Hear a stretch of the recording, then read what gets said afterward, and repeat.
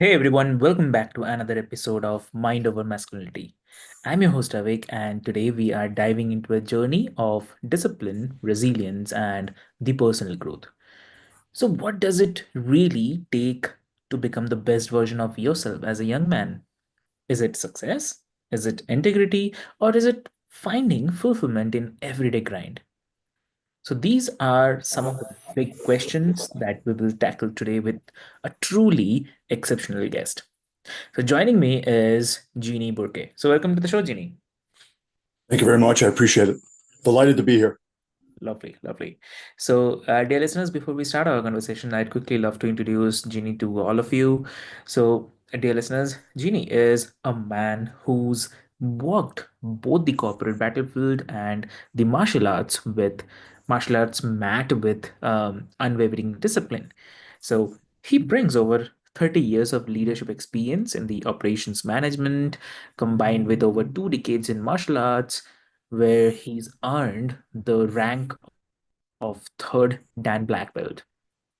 So he's the author of three transformative books: The Iron Road, Striking Success, and The Dojo of the Mind. So his latest book, The Iron Road, A Guide to Success, Integrity, and Fulfillment for Young Men Becoming the Best Selves, is a call to action for anyone who is seeking to rise above challenges and find purpose. So, today we will explore his insights, dig deep into his philosophy, and of course, discover what martial arts and life in the boardroom can teach us about the mental health and masculinity. So, welcome to the show. Thank you so much. Lovely, lovely. So, Jenny, like the Iron Road is definitely an incredible title. I mean, why did you choose it? What does it symbolize for you? I mean, if you can share. Yeah, sure. So, again, as you know, being an operations manager for over Mhm. 30 years and being in the martial arts for a while, why I picked the Iron Road is, and the book, even though I've been getting quite a bit of feedback that it's really both for men and women, the book was originally written for young men. And part of the genesis of the thoughts behind writing the book was so many men today don't have, for a variety of reasons, don't have a really good support system. Unfortunately, today in the world, there are a lot of broken homes. Men are often are being given confusing messaging from society. So I think sometimes we've lost, or some young men, not all young men. There are obviously, so many wonderful young men, but there are some folks who might need a little bit of a boost and guidance. So the reason why I wrote this was as I looked at my own life growing up. I came from a broken home, and both my parents were fantastic. They were wonderful people, but because of the dynamic of it, I really didn't get to see. I get to see my father basically on weekends, like on Sundays, and um, so for me personally, a lot of the things that I had to discover growing up and in the business world, particularly. Um, was the genesis for this book. Things that can help young men become successful. And I'm not just talking about business, I mean also personally. Um, there's so much that everybody has so much potential. And I think that we don't, or men often, men and young women obviously, don't often tap into that potential for a variety of reasons. And that was the reason why I kind of wrote the book as a kind of I looked at my life and I looked at as I see people coming in the workforce and things like that, things that I thought could help people, achieve their own personal level of, being their best selves, both personally and uh, also in business. And that kind of also this book actually tied into the dojo of the mind because of the martial arts can provide so many um, strong foundational bases for developing your better self. And that's really where the genesis of both books came from, Okay. and striking success as well. Okay. Yeah, yeah. I don't So, mean to sound like a commercial, but they all kind of tie into each other. okay, okay, got it.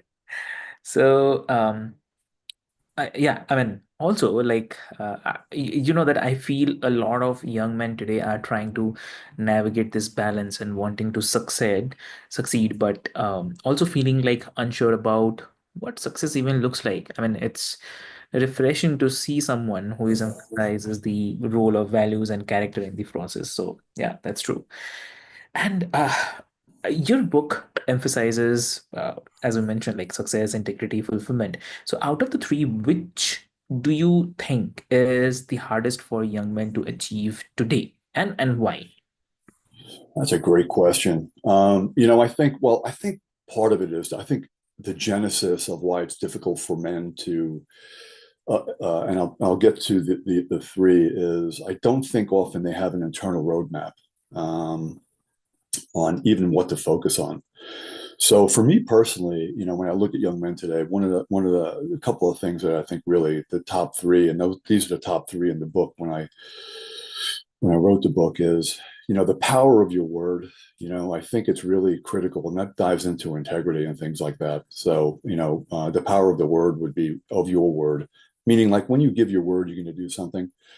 Um, you commit all of your resources to be able to do it, and if you can't succeed in the particular agreement or promise that you made, you need to address it and give reasons why. I think integrity is paramount for a young man. If a young man gives his word to someone, I think he has to do whatever he can to achieve that. And if he can't, not to make excuses, own up to it, but then provide that feedback to the person that you gave the promise to, and try to work it out.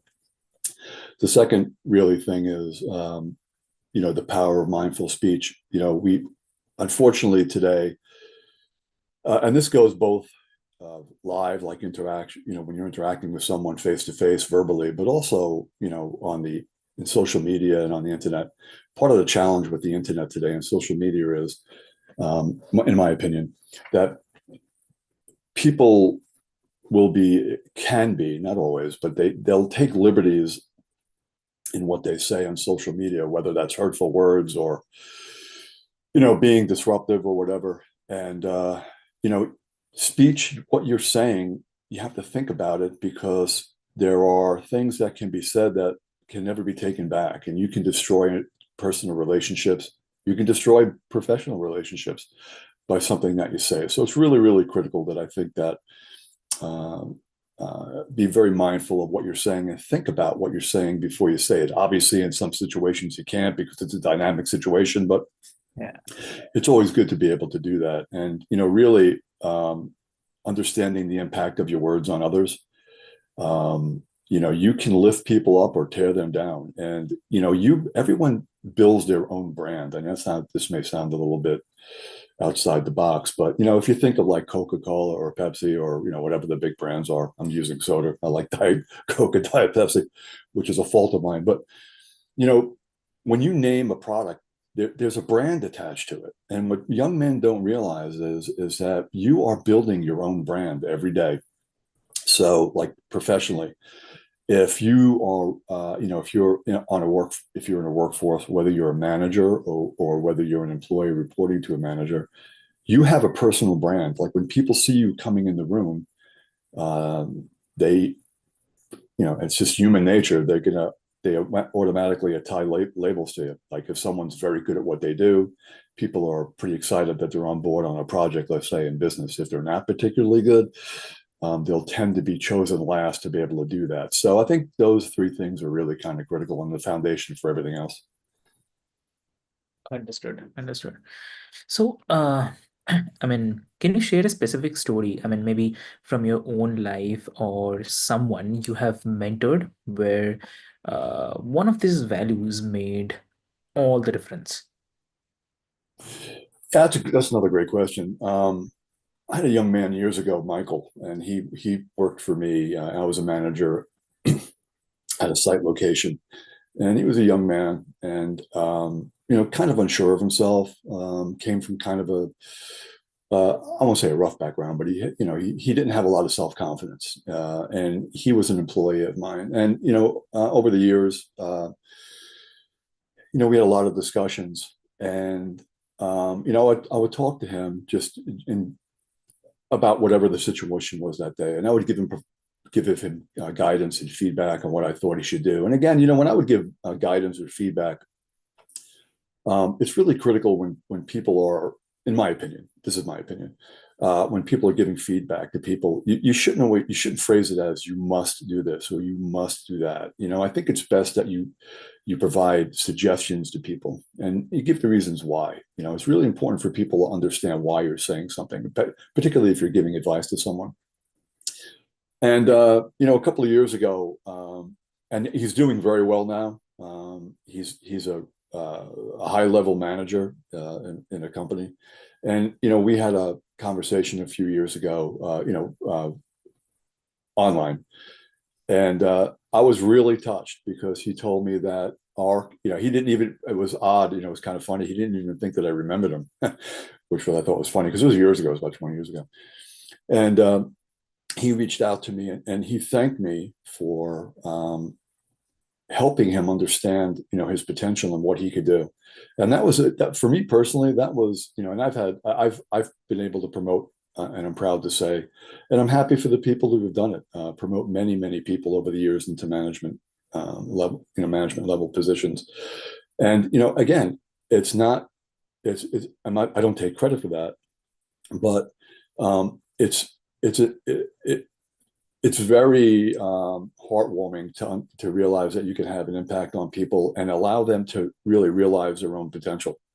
And I think once you can do that for folks, and you can open up doors for them internally, in their own mindset that, hey, I think I can do this, or I think I can do that, and then maybe put up some guardrails for them to, when they're developing, to help them explore their own strengths and weaknesses. Everybody has strengths and weaknesses. I think it empowers them that, hey, I did this, I didn't, I had great feedback, and I've had great, or even it could be just good. It doesn't have to be great. I mean, just good feedback from someone that helps them think through a process or a problem, and that helps them build their confidence to go to the next step. And I think that's kind of, that's a critical stage in the process.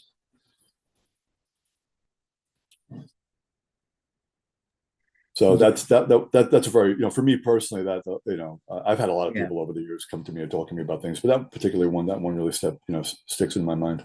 Correct. Correct. And also about the iron rod, like you write the book Integrity as a cornerstone of the personal growth. So, what does that living with integrity look like in a world that often rewards shortcuts? What do you say?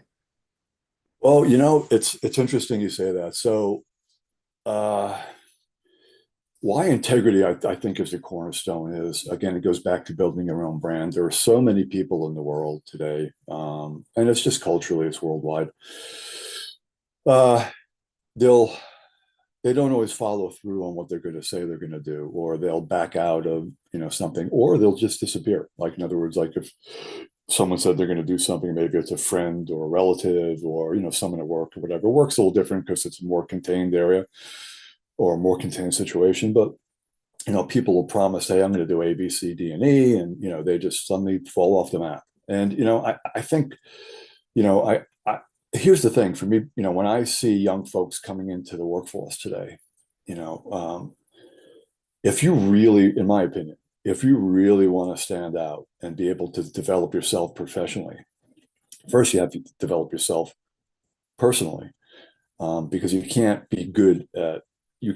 In my opinion, you can't be great in your profession unless you have yourself, pretty much well managed, and that means emotions and everything else like that, getting your ego out of the way and things like that.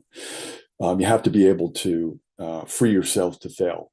Some of the greatest lessons I've learned in my life have come from failure. If you look at failure as something that you're going to step away from it, that you learn something, you've never failed. So, for I see young folks coming into the workforce today, it's unfortunately it's kind of easy to stand out sometimes because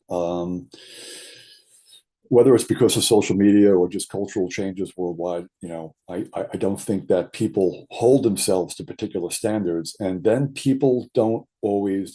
They might give you a task to do, um, but they're not always sure you're going to complete it. So I think integrity is really, really important because that cornerstone. If people look at you and they know, hey, I've given, I've given Johnny something or Barry something or Mary something to do. I've given them a task to do, and they know you're going to do it, or they know you're going to do your best. And if you can't, and if they can't do it, they'll come to you and give you reasons why. I think that's real. I think that sets you apart, to be honest. I really do. And I think that helps you build yourself professionally. And through that, you can gain confidence professionally. And then that builds your confidence personally as well.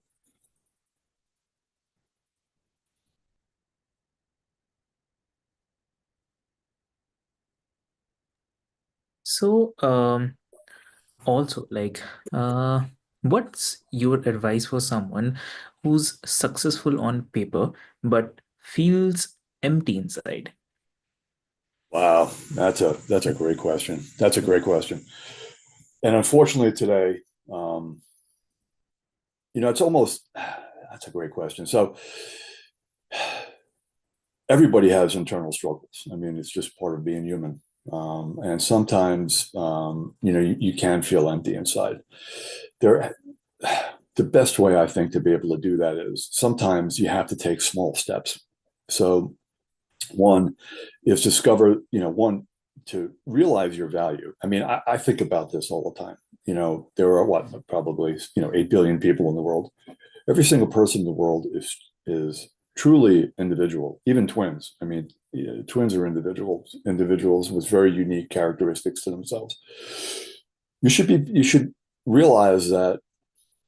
I mean, I think, in my opinion, that everybody should really grasp onto that and understand that they're truly special in the world. I mean, they're one of a kind that has never been before and will never be again. And for that emptiness, sometimes I think you have to reach out. You have to get outside yourself sometimes, to be honest. And that's why I like the martial arts, for example. I use really any physical activity. Um, it doesn't even have to be a physical activity. It could be like you might get yourself involved in, let's say, art, painting, or I don't know, any particular hobby that helps you get outside yourself and gives you that spark to be able to kind of put a little candle in the darkness of the emptiness, because that little light can, shine in a room. And if you don't have to do massive, I don't think you have to take massive steps. I think it's important to, if you do feel empty inside, try to find something that you have interest in and be able to latch into that, and then through that, be able to kind of fill the void a little bit. And once you're able to do that, in my opinion, and again, this is my opinion, I think that can help you begin to, shine a little light in the emptiness and the darkness. And it might take, it's not a quick fix. It really isn't. Everyone in the world today has tremendous amounts of pressure on them. My goodness, a few years ago we had the COVID situation, and look what that did to the world. I mean, both, on personal levels, and on from loss, and from lack of work, and from just disruption in society in general. I think it's really important that it's to understand that it's not an overnight fix, and I think it takes small steps, and each small step, hopefully, and listen, you might start something and you might get into it and realize, well, I'm not really into this. Then move on to something else. Find something that you like and begin to kind of delve into that. And that can, I think that can help you kind of fill the void of emptiness. True. Very true. Yeah, yeah. And also, like, if you could give young men just one piece of advice from the iron road that they could start applying today, what would it be? Well, here's my thing. I think that's a lot of great questions, sure thing. uh, I think what they could apply today is, one, again, I keep going back to the power of the word, but also,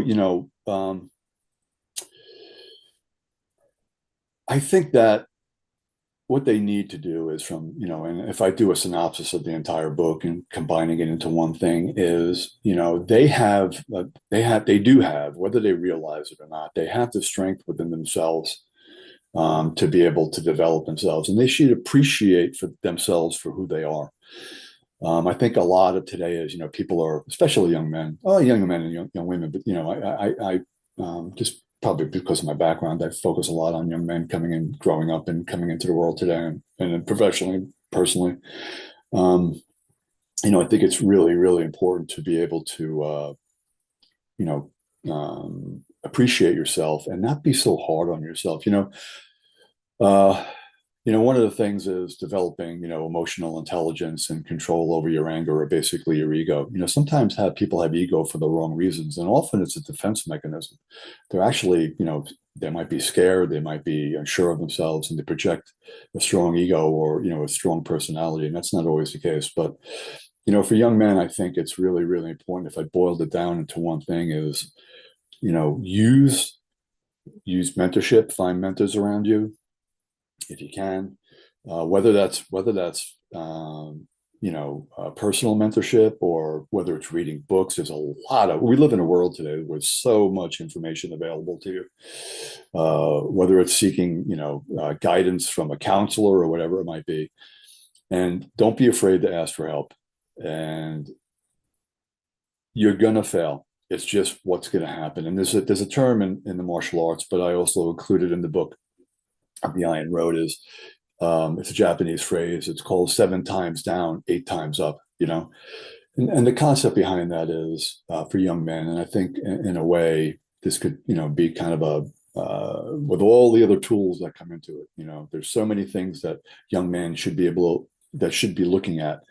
How they dealing with other people. Are they fair? Are they just to the people around them? Achieving balance, and what you're doing. Balance is very important. Extremes are bad, or can be bad, not always bad, but can be bad. But I think that understanding that they will fail and not to be discouraged by that. And then if you fail at something, um, learn from it. And if you learn from a failure, you haven't failed. You're in a different level of your understanding of what you can do or what you can't do. And I think that that's kind of really important for young men to understand. I think in society today, people think they have to be a superstar and everything. It's not the case. Um, you're going to be great at some things, and some things, frankly, you're not going to be good at. And that's both professionally and personally. So I think it's really important for young men to be kind to themselves. We will say things to ourselves that we're much harsher on ourselves, people in general, than they are to people around them. We have a lot of people have a lot of negative self-talk. If they can move away from that, I think that could be game changing. Got it. Got it. Lovely. It's really, really lovely. And I would love to say that what an inspiring and insightful conversation, Jeannie. Thank you so much for sharing your journey, your wisdom, and those actionable lessons from the Iron Road. And for all the listeners out there, remember that the road to success, integrity, and fulfillment isn't always smooth, but it's the bumps and the turns that make the journey worthwhile. So, and until next time, this is your host Avik reminding you that true strength is found in the mind, heart, and the spirit. So stay resilient, stay authentic, and remember that masculinity isn't about being the toughest guy in the room, but it's about being the best version of yourself. So, thank you so much. Thank you.